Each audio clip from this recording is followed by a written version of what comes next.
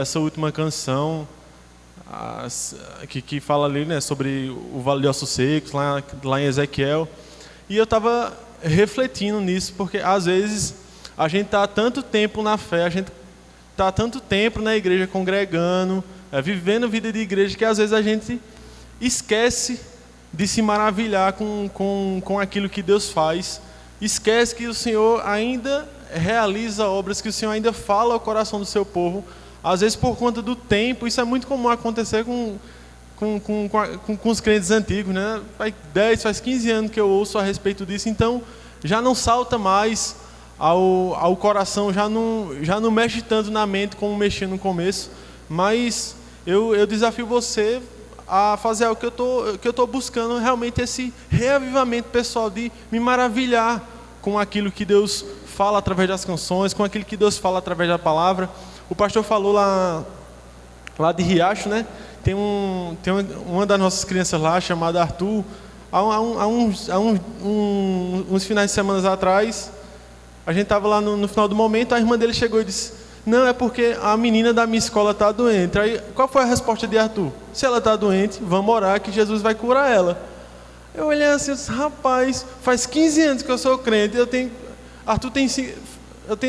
15 anos de crente, e Arthur tem 5 anos, e ele falou um negócio que eu nem pensei.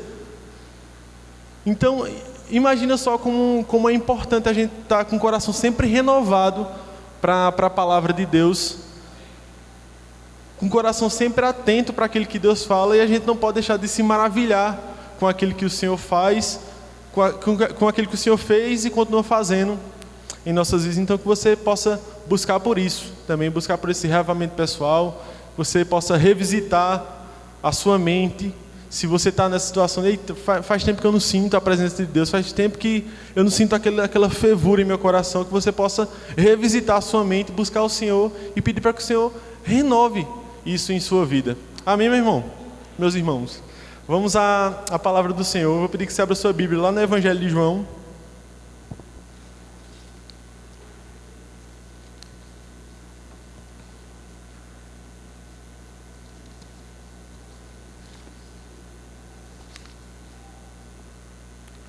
Evangelho de João, capítulo 15.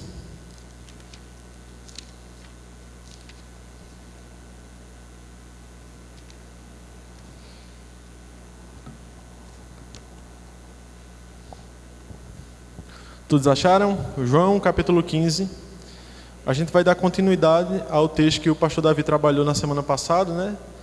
O pastor Davi, ele trabalhou do versículo 1 até o 6. E a gente vai dar continuidade nesse texto do 7 ao 17.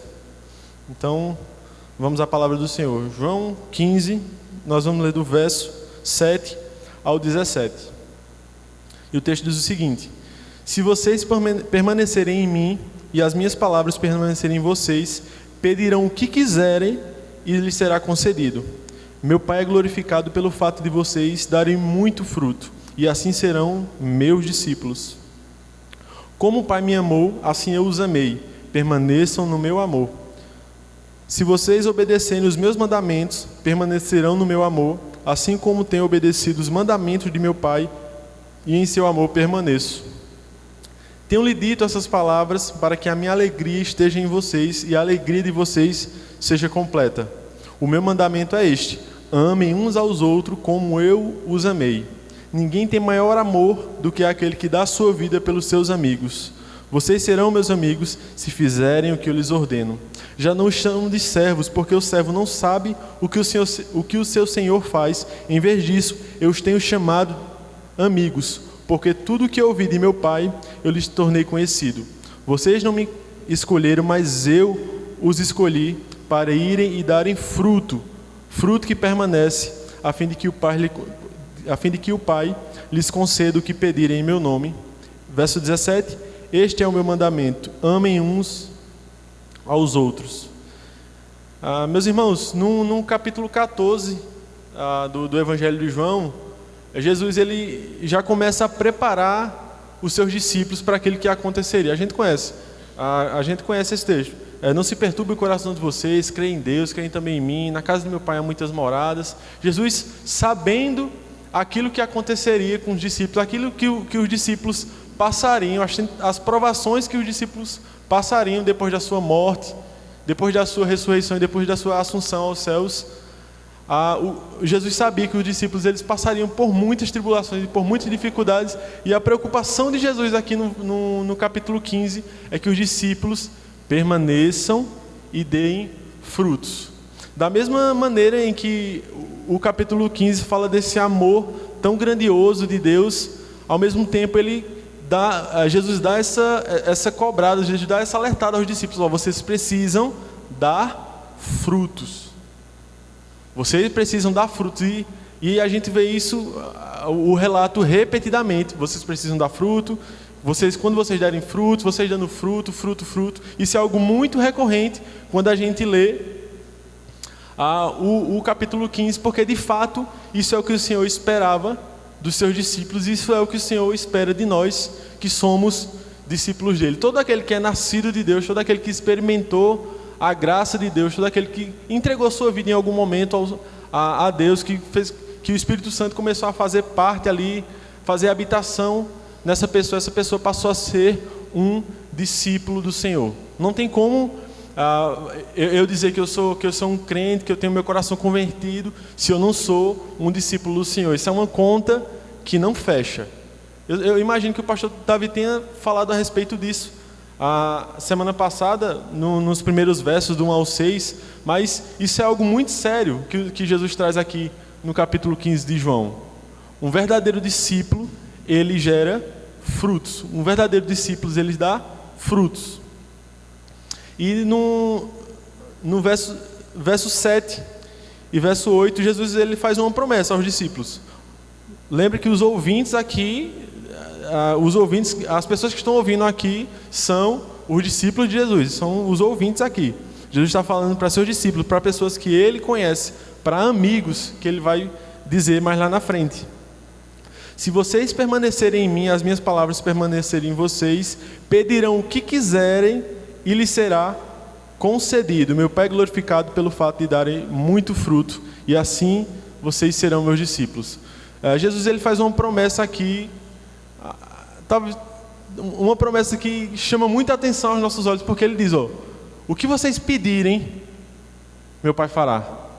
Imagina algo aí na sua mente que você quisesse muito que se realizasse. Imagina algo que você tenha muito desejo que se concretize, algo que você tem muita vontade, muita ânsia no seu coração para ver acontecer. Jesus disse para seus discípulos: se vocês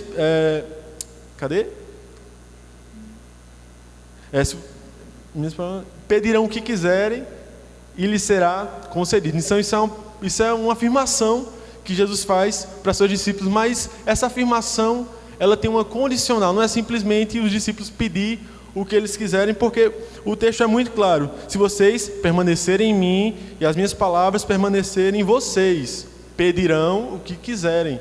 Então Jesus ele fala a respeito desse desejo, que ele sabe que todo mundo tem o desejo por algo, todo mundo deseja algo, e Jesus diz isso aos discípulos, mas com uma condição: o que vocês pedirem, meu Pai realizará se vocês permanecerem em mim. Se vocês forem verdadeiros discípulos, se vocês verdadeiramente produzirem frutos, vocês pedirão, e o Pai fará. Só que a gente está muito acostumado a pedir coisas passageiras, e isso não é ruim, porque afinal de contas a gente deseja coisas boas, a gente tem sonhos, a gente tem coisas que a gente deseja a longo prazo, a curto prazo, mas em específico nesse texto, os discípulos de Jesus, eu tenho a impressão que eles não pediriam algo que não fosse em prol do reino de Deus, porque eles vão enfrentar aqui contexto de muita perseguição. Eles vão encontrar aqui contexto em que eles precisarão sair de suas casas, eles serão perseguidos, eles morrerão por conta da mensagem, por conta de testemunhar a respeito do Evangelho. E com certeza os discípulos, eles, com a mente de Cristo, eles vão pedir coisas que têm a ver com o reino de Deus. Eles vão pedir coisas que têm a ver com a proclamação do Evangelho. Eles vão pedir coisas que têm a ver com o que faz com que o reino de Deus avance, com que o reino de Deus seja estabelecido em toda a terra, porque a mente do discípulo está naquilo que o seu mestre deseja. Porque, afinal de contas, o que é um discípulo? Um discípulo ele é uma extensão do seu mestre. Pode-se dizer que um discípulo ele é o seu mestre num lugar onde o seu mestre não está. Então, o discípulo, ele sendo uma extensão do seu mestre, a mente dele vai estar em coisas eternas. Então, o que vocês pedirem, se vocês estão centrados na palavra de Deus, se vocês estão com o coração em Deus, o que vocês pedirem, meu Pai fará. No verso 9, no verso 9, ele diz, né? E meu Pai é glorificado pelo fato de vocês darem muitos frutos, e assim vocês serão meus discípulos. Então, no final do verso 9, ele já vem dizendo, meu Pai é glorificado pelo fato de vocês darem muito fruto, e vocês dando fruto, aí sim vocês serão os meus discípulos. Vocês percebem, irmãos, que não tem como desvencilhar o fruto do discípulo. Não tem como ser discípulo sem frutificar. Não tem como ser discípulo sem dar frutos. Frutos de amor, frutos de obediência, frutos de alegria, a gente vai ler ao longo do verso 15, e fruto de testemunho a respeito daquilo que eles viram, a respeito daquilo que eles ouviram. E a gente vai ver ali no livro dos Atos que realmente os discípulos eles fazem isso, eles testemunham a respeito daquilo que eles viram, e a palavra do Senhor avança, e o reino de Deus é estabelecido na terra através da vida de um discípulo que gera frutos, de um discípulo que dá frutos. No verso 9, Jesus diz, como o Pai me amou, assim eu os amei, permaneçam no meu amor. Se vocês obedecerem os meus mandamentos, permanecerão no meu amor, assim como eu tenho obedecido os mandamentos de meu Pai, e em seu amor permaneço. Jesus, ele dá uma garantia aos discípulos. Assim como o Pai me amou, eu vos amei. Como o Pai amou Jesus, como Jesus nos ama, se não é esse amor sacrificial, esse amor que se dá pelos seus discípulos. Imagina você dar a sua vida por alguém. A gente vê isso lá em Romanos capítulo 5, quando vai falar a respeito da justificação. O apóstolo Paulo diz, pelo bom pode ser que alguém se anime a morrer, mas Jesus ele foi aquele que morreu por pessoas ruins, por pessoas que o negariam. A gente vê isso muito claro ali no contexto da prisão, da crucificação, onde as pessoas que viram os sinais que Jesus realizou, que testemunharam os milagres que Jesus fez, no momento oportuno ali em que eles tinham a possibilidade de votar pela libertação de Jesus, eles disseram, crucifica Jesus, eu já ia dizer, libera Pilatos, olha para aí, crucifica Jesus e liberta Barrabás. Então, Jesus é uma expressão de amor tão grande que às vezes se torna incompreensível para nós. Como alguém sem pecado, como alguém bondoso se entrega e dá sua vida por pessoas como eu e como você, meus irmãos. Talvez fosse muito fácil você dar sua vida por um filho, por alguém que você ama muito, mas você não daria sua vida por alguém que você nem conhece, por alguém que te negaria lá na frente, por alguém que escolheria um ladrão no lugar de você. Eu não daria minha vida por uma pessoa que eu não conheço. Isso é muito claro, isso é muito a lógica pede isso. Não, eu não vou me sacrificar, não vou dar minha vida por alguém que eu não conheço, mas Jesus com seu amor sacrificial faz isso e nos possibilita ter acesso a Deus novamente. Assim como Jesus é amado pelo Pai, nós somos amados por Jesus. E a extensão desse amor é para todas as pessoas. Por isso que Jesus disse para os seus discípulos, em Mateus 24, vão por todo mundo e pregue o evangelho a toda criatura, batize em nome do Pai, do Filho e do Espírito Santo, e ensine todas as coisas que eu tenho dito a vocês. Antes da ascensão, em Atos 1:8, Jesus disse para os discípulos, vão em Jerusalém, Judéia e Samaria, até os confins da terra. Jesus pede para que os seus discípulos vão anunciar o evangelho a pessoas que talvez os neguem, há pessoas que talvez não dêem ouvido ao que os discípulos vão falar, mas o amor de Jesus ele é tão grande que ele é capaz de alcançar todas as pessoas, independente do que fizeram, independente do que pensaram. Jesus olha para as pessoas, Jesus olha para mim, Jesus olha para você com amor sacrificial, de uma maneira que possibilita alguém como eu, alguém como você, ter acesso ao Pai novamente, experimentar a misericórdia de Deus. E esse amor de Deus é um amor totalmente redentivo. O amor de Deus é algo que vem e pega aquilo que eu e você somos e transforma em algo bom. Só a palavra de Deus, só o Espírito Santo de Deus pode fazer isso. E enquanto eu estava preparando aqui, eu lembrei de um escritor chamado Victor Hugo. Provavelmente os irmãos conhecem, tem um livro, né? Tem também um filme chamado Os Miseráveis, que alguém aqui já ouviu falar? Os Miseráveis de Victor Hugo. Pronto, é muito conhecido esse poema, e das figuras principais ali é o Jean Valjean. O contexto aqui, pós-revolução industrial na França, fome, desigualdade. O que é que Jean Valjean faz? Ele vai e rouba um pão para alimentar ali uns familiares. E ele é preso por 5 anos por esse crime de roubar um pão. Mas ele acaba ficando 19 anos preso, porque ele tentava fugir, aí acrescentava a pena.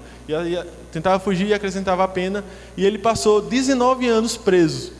E quando ele sai, ninguém quer dar emprego, ninguém quer dar assistência, porque afinal de contas ele era visto como alguém à margem da sociedade, alguém que ninguém respeitaria, um ex-presidiário, alguém que passou 19 anos preso. E é muito interessante porque ele encontra acolhimento ali na casa de um padre, que não me lembro agora o nome do padre. E esse padre, ele acolhe esse homem que tinha sido preso, esse homem que sai com a sua mente totalmente revoltada. Como é que eu posso passar tanto tempo preso por roubar um pão para alimentar a minha família? Imagina como estava a mente desse homem, a tamanha injustiça que ele acreditava ter, que de fato aconteceu com ele, tamanha injustiça. Imagina como estava a mente desse homem. E o padre acolhe ele, dá assistência a ele, dá comida a ele e dá um lugar para ele dormir. Durante a noite, o que é que ele faz? Pega a prataria da casa paroquial ali, né?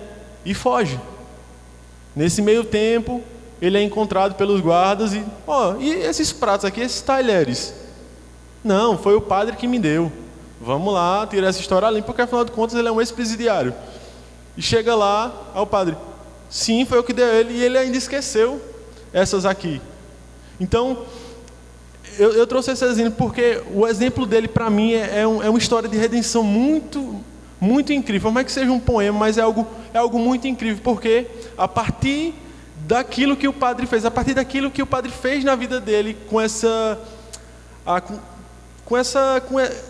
ideia tão redentiva para ele, a mente dele, que antes revoltada, antes frustrada, muda completamente. Ele vai para outro lugar, muda nome, vira um empresário, e ele passa a ser alguém que dá uma assistência a pobres, a ex-presidiários. Ele se torna alguém muito conhecido, muito famoso em outra cidade, muito rico, e ele passa a dar assistência a essas pessoas por algo que um padre fez na vida dele há anos atrás. Então, imagina como a redenção de Deus ela é tão extraordinária. Imagina se o padre não tivesse aberto a porta para ele, qual seria o futuro desse homem? Esse homem provavelmente morreria porque tentaria roubar novamente ou seria preso. Tem um filme, eu sugiro você assistir, é muito interessante. Mas o amor de Deus ele é totalmente revolucionário. O amor de Deus é totalmente revolucionário, vai muito além das nossas perspectivas, vai muito além. A nossa mente nos levaria para aquele lugar. Eu dei acolhimento, eu dei comida, eu dei banho e ele me roubou. Volta para o presídio, volta para o trabalho forçado, porque eu fiz o bem e ele me retribuiu com o mal. Mas o amor redentivo de Deus através da vida daquele padre foi: não, foi eu que dei a ele. Ele mentiu para resgatar.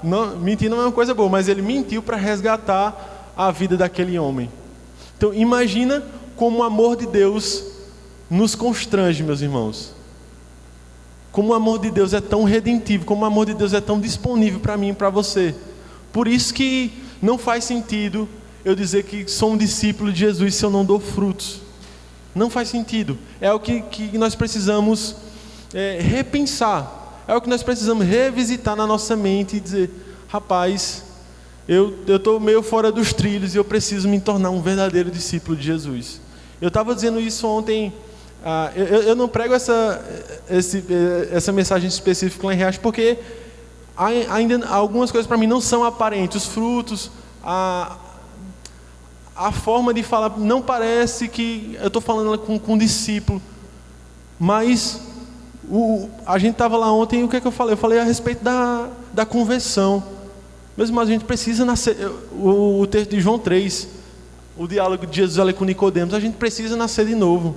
Porque não adianta expor a mensagem de que você precisa dar frutos se eu não sou nem um discípulo, se eu não sou nem um discípulo ainda. Antes eu preciso ter minha mente, antes eu preciso ter meu coração moldado pela palavra do Senhor, impactado, mexido, estrangulado pela palavra, pela presença do Senhor, para que eu possa dar frutos.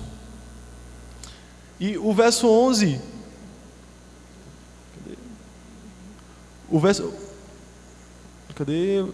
E o verso 11 é o seguinte: tenho lhes dito essas palavras para que a minha alegria esteja com vocês e a alegria de vocês seja completa. Um discípulo, apesar das tribulações, apesar daquilo que ele tem enfrentado, que tem ali causado o mal, que tem mexido com a sua mente, o discípulo, ele se alegra porque ele permanece no seu Senhor. Ele viu que seu Senhor passou por essas coisas, permaneceu e foi glorificado através das suas obras.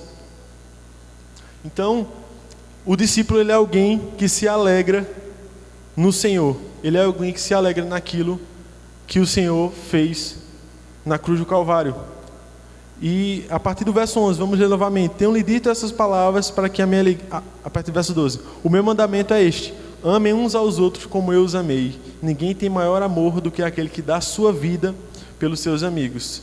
Vocês serão meus amigos se fizerem o que eu lhes ordeno. Já não os chamo de servos, porque servo não sabe o que o seu Senhor faz. Em vez disso,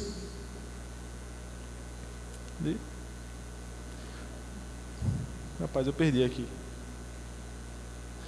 Em vez disso, eu os tenho chamado de amigos, porque tudo o que eu ouvi de meu Pai eu lhes tornei conhecido. Vocês não me escolheram, mas eu os escolhi para irem e derem frutos que permaneçam, a fim de que o Pai lhe conceda o que pedirem em meu nome. Este é o meu mandamento: amem uns aos outros. Os discípulos, né, eles são conhecidos pelos seus frutos, e um desses frutos é o amor mútuo. Por isso que Jesus repete isso duas vezes até o verso 17. Meu mandamento é esse: amem uns aos outros.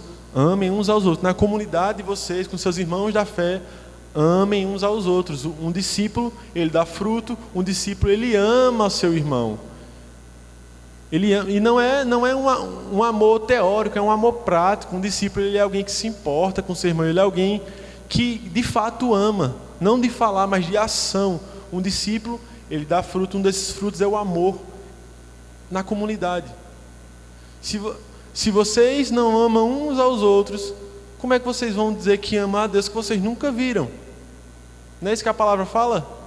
Os discípulos, vocês serão reconhecidos quando vocês...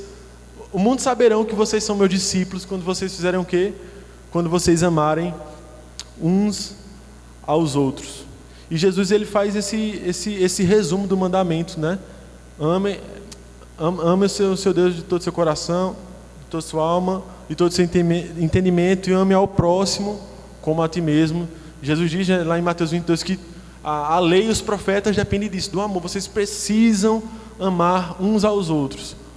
Uma comunidade de fé onde as pessoas não se amam mutuamente é uma comunidade que precisa ser visitada pelo Senhor para que de fato haja conversão, porque é impossível excluir o amor da vida de um discípulo de Jesus. Os discípulos, eles não propagariam a mensagem feita eles propagaram se eles não amassem aquelas pessoas, se eles não amassem ao Senhor, se eles não achassem tão importante a extensão do amor do mestre dele alcançando aquelas pessoas. E a gente pode pensar, né? Beleza, mas como eu faço para ser um discípulo do Senhor?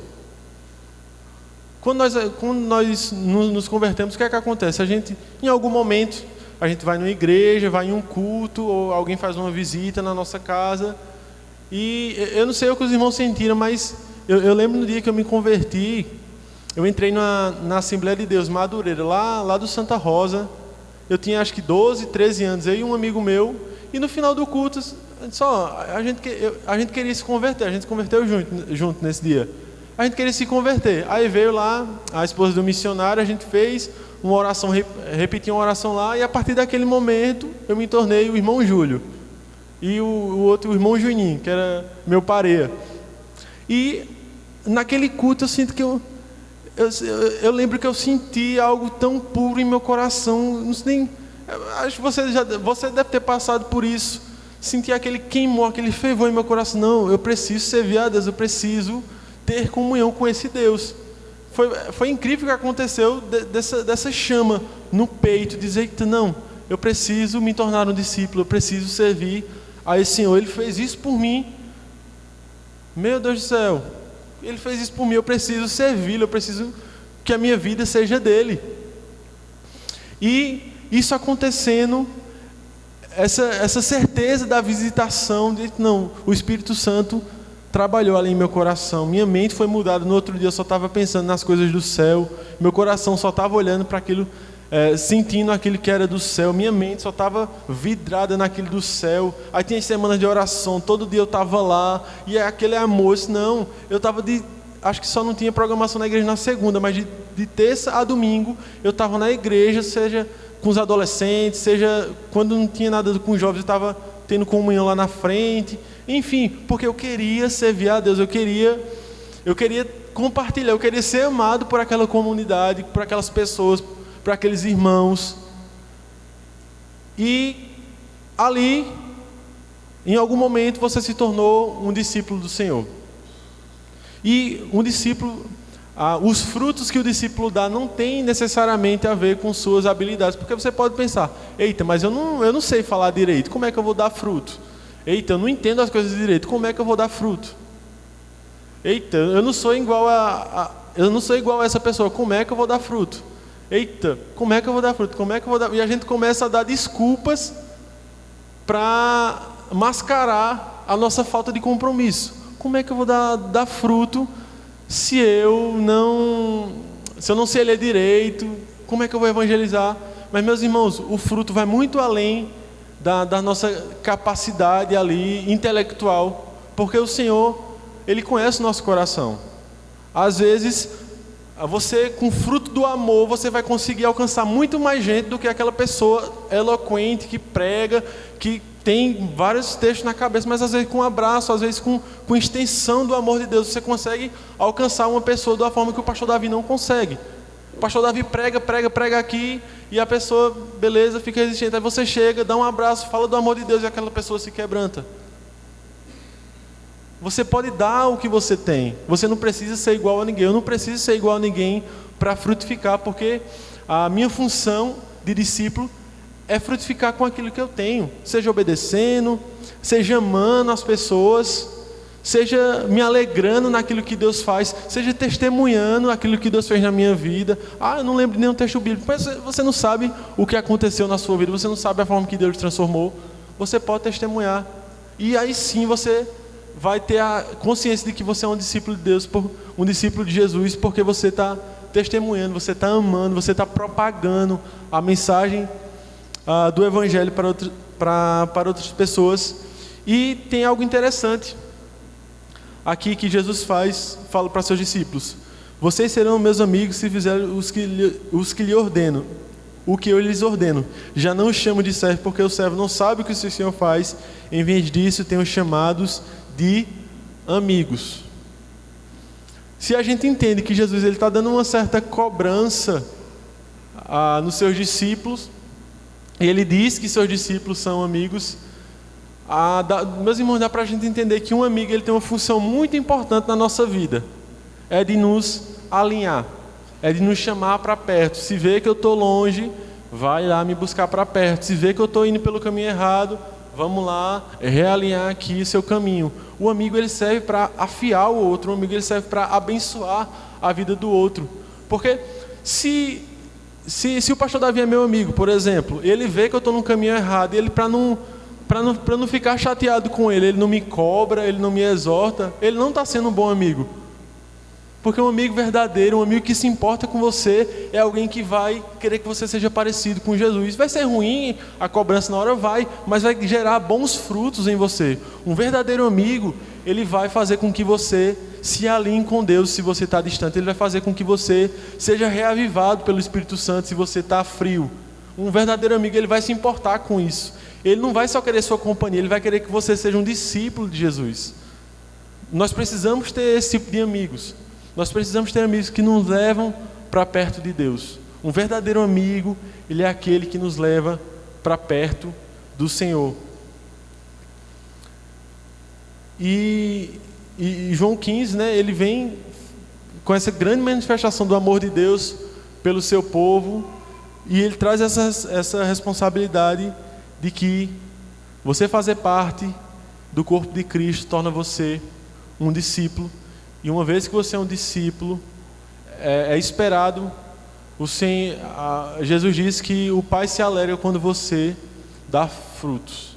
Então, meus irmãos, se tem algo que nós podemos aprender com esse texto de João 15, é que nós fomos e somos amados pelo Senhor, nós somos resgatados pelo Senhor, nós somos vivificados pela palavra de Deus. O Espírito Santo, que a gente viu no verso 14, que nos possibilita, nos fortalece viver desse modo. Nós precisamos frutificar. Nós precisamos fazer com que a minha vida e a sua vida seja uma extensão da palavra de Deus, seja uma extensão daquilo que Deus deseja trazer, de que Deus deseja estabelecer nessa terra, e que minha vida e sua vida, independente das nossas capacidades, será usada para fazer isso. E você não vai ficar triste com isso, você vai se alegrar, porque você vai estar fazendo parte do maior projeto de Deus, que é buscar aqueles que estão perdidos. Porque afinal de contas, o Filho veio para isso, né? Veio para buscar e resgatar aquele que estava perdido. E você, tanto você quanto eu, nós somos muito importantes nesse trabalho, porque o Senhor espera isso de nós, porque nós somos discípulos do Senhor. Então, se você nasceu de novo, se você é um filho de Deus, busque isso, meu irmão. Busque isso, busque de fato ser reavivado pela palavra do Senhor. Se você já não se... aquilo que a gente comentou no começo, se você já não se alegra com aquilo que é da parte de Deus, se seu coração já não queima mais, já não se alegra mais por aquilo que é a mensagem do Evangelho, por aquilo que é o reino de Deus. Que barulho foi isso? Ó? Todo mundo olhando. Se você quer de fato ter essa alegria plena no Senhor, busque ser um discípulo. Busque ser um discípulo. Essas coisas que você deseja, esses pensamentos que você tem, seja ele qual for, ele vai chegar. Mas se preocupe em ser um discípulo do Senhor, que você não vai nem pensar mais naquilo que você desejava tanto buscar, simplesmente vai ser uma consequência daquilo que você ganha se tornando um verdadeiro discípulo do Senhor. Busque um reavivamento, peça para que o Espírito Santo de Deus transforme isso em você, molde seu caráter novamente, molde sua mente novamente, para que aquilo que você pense seja a palavra de Deus, seja o reino de Deus, seja o amor dos irmãos. É muito importante. E eu lembrei agora, a gente voltando de Riacho ontem, a Vami fez uma pergunta que ela viu algo a respeito. Ela, por que tu acha que as igrejas que têm um bom pastor, que tem uma liderança boa, que a gente não vê escândalos acontecendo nessa igreja, e ela não estava citando nossa igreja, só para deixar claro, porque é o que ela viu em outro lugar. Por que tu acha que essa igreja não cresce? Aí minha mente já foi, não, por conta disso e isso, eventos, não sei o que lá, isso é um motivo, isso é um dos motivos. E ela disse algo que pegou ali na minha mente. Ela disse, talvez essas igrejas não cresçam tanto porque os irmãos esqueceram que eles são discípulos de Jesus. Eles não convidam ninguém mais para a igreja. Mas rapaz, isso faz muito sentido. Faz muito sentido. Eu não vejo essa quantidade de convites para ir para a igreja feita eu vi antigamente. Talvez a gente esteja muito ocupado com as coisas de trabalho, família. Talvez a gente esteja se preocupando tanto com esse tipo de coisa que a gente esqueceu. Rapaz, qual foi a última vez que eu chamei alguém para a igreja? Qual foi a última vez que eu disse, eita, eu vou mandar uma mensagem, já que eu não tenho coragem de falar pessoalmente, eu vou mandar uma mensagem aqui. Eita, eu não sei escrever. Não, eu vou gravar o áudio e o WhatsApp vai escrever por mim, eu vou enviar convidando essa pessoa para a igreja. Qual foi a última vez que a gente fez isso? Aí eu fiquei pensando, disse, rapaz, talvez a gente espere tanto do pastor. Não, se a igreja não está crescendo como deveria, se a igreja não está multiplicando na velocidade que a gente vê outras igrejas multiplicando, talvez a culpa seja do pastor, mas não necessariamente. Pode ser que em alguns lugares, em algumas comunidades o pastor seja muito duro, o pastor seja, enfim, tem tantos porquês, mas talvez os irmãos tenham esquecido que eles são discípulos de Jesus, que eles são extensão de Jesus, que eles vão pregar ali onde o pastor não tem acesso. E meus irmãos, isso é muito real. Às vezes a gente tem se preocupado tanto com aquilo que não é eterno, a gente tem se preocupado tanto com aquilo que não gera frutos, com aquilo que não faz parte do reino de Deus, que a gente simplesmente esqueceu de amar as pessoas. Mas eu dou um abraço, mas você conhece tantas pessoas, e você chamando essa pessoa para a igreja, você está amando essa pessoa, porque você quer que essa pessoa seja transformada pela palavra de Deus, assim como você foi. Então, isso é algo que precisa ficar muito claro na minha, na sua mente. Se você já é um discípulo de Jesus, se você tem essa plena convicção, eu preciso dar frutos naquilo que eu tenho. E se você não tem essa convicção ainda, busque isso, converse com o pastor, coloque sua vida diante de Deus, procure um amigo. Eu preciso me consertar com Deus, eu preciso voltar a ser aquele discípulo que eu fui um dia. Porque nós precisamos ser discípulos de Jesus, meus irmãos. Então, que nossa mente, que nosso coração seja voltado para isso, para obedecer ao Senhor, fazer a sua vontade, amar as pessoas, experimentar esse reavivamento pessoal, ter essa alegria da salvação, se ainda não teve, ter essa alegria de fazer parte do povo de Deus e ver o reino avançando. Eu tenho certeza que essa será uma felicidade incomparável na sua vida. E essas coisas que você busca, essas coisas que são muito legítimas, que você almeja, elas vão chegar. Mas busque o reino de Deus, busque a justiça de Deus sendo estabelecida, que você vai ver a providência, você vai ver a provisão do Senhor na sua casa e na sua família. Então, que no nome de Jesus, eu e você possamos buscar isso, buscar esse reavivamento pessoal, buscar ser um verdadeiro discípulo do Senhor, não na parte emocional, mas na parte da prática, não em um momento, em um culto em que eu choro, minha mente e meu coração vidrado nisso, eu sou um discípulo, não só porque eu chorei naquele dia, quando alguém fez um apelo, ou eu ouvi uma música que pegou ali minha parte sentimental, mas a consciência verdadeira e clara, que eu sou um discípulo de Jesus. Eu vou pedir que você fique de pé para que a gente ore.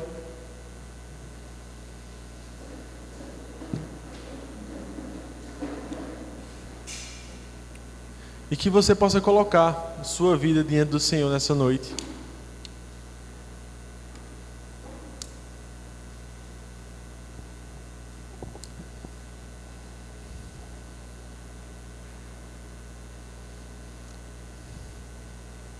Talvez você tenha esse desejo de se aproximar mais do Senhor, de ser um verdadeiro discípulo, de ser discipulado por alguém, de ter seu coração, de ter sua mente ali reavivada. E é muito importante que você coloque isso diante do Senhor. Uma oração sincera, uma vez que o Senhor Jesus, Ele conhece nossa mente, nosso coração. Jesus, faz 10 anos que eu me converti, mas eu esqueci o fervor, eu esqueci minha função como discípulo. Traz isso novamente. Faz isso em meu coração, faz isso em minha mente, para que eu possa fazer a tua vontade, porque afinal de contas essa é a minha função. Que você coloque sua vida diante do Senhor nessa noite, com sinceridade, com alguém fala singeleza, singeleza de coração, e coloque sua vida diante do Senhor. E depois disso nós vamos louvar a Deus, mas apresente sua vida diante do Senhor. Talvez seja uma boa oportunidade para você confessar, para você se derramar diante de Deus, para você ter essa alegria completa que Jesus fala para seus discípulos. Amém, meus irmãos? Vamos orar. Pai amado, nós sabemos, Deus, que estamos aqui nesse lugar para ouvir da Tua Palavra, Deus, e às vezes a Tua Palavra ela vai nos trazer conforto, mas também vai nos trazer confronto, Deus, com o objetivo de nos transformar à imagem do Teu Filho Jesus.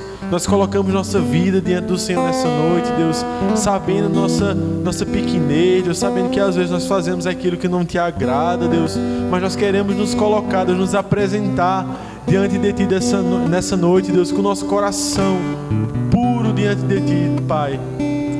Faz algo novo, Deus, traz um renovo em nossa mente, traz um renovo em nosso coração. Não nos permita, Deus, viver essa vida aqui, Deus, sem dar frutos, Pai, porque é aquilo que o Senhor pede de alguém que é discípulo Teu, Pai. O Senhor garante que nós teremos alegria, nós teremos amor, Deus, dos nossos irmãos, Deus.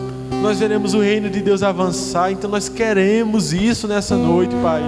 Em nome de Jesus, Espírito Santo de Deus, assim como o Senhor capacitou os discípulos, capacita a mim e a nossos irmãos nessa noite, com o Teu poder, com a Tua presença que vivifica, que transforma, que traz alegria, que traz ousadia.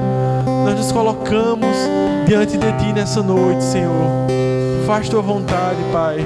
Molda nosso caráter, molda nossa mente, que nós possamos ser a extensão da pessoa bendita do Teu Filho nessa terra, e nós veremos os frutos disso. Nós veremos os frutos disso, nós nos alegraremos para sempre, porque o Senhor nos promete que um dia, Senhor, estaremos contigo para sempre. Em nome de Jesus.